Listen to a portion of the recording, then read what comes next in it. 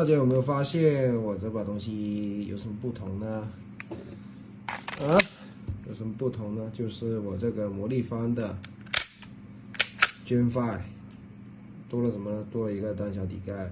那这个单小底盖呢，仿 TTI 吧，仿 TTI 的都，个人觉得还是挺好看的。那么就安装教程也是非常简单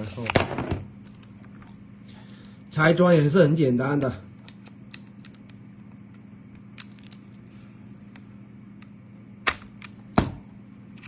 一个圆注销，就那么简单的，它有卡位嘛，是不是？直接卡进去，简单，有手就行啊，兄弟，有手就行，直接搞定，安装完成。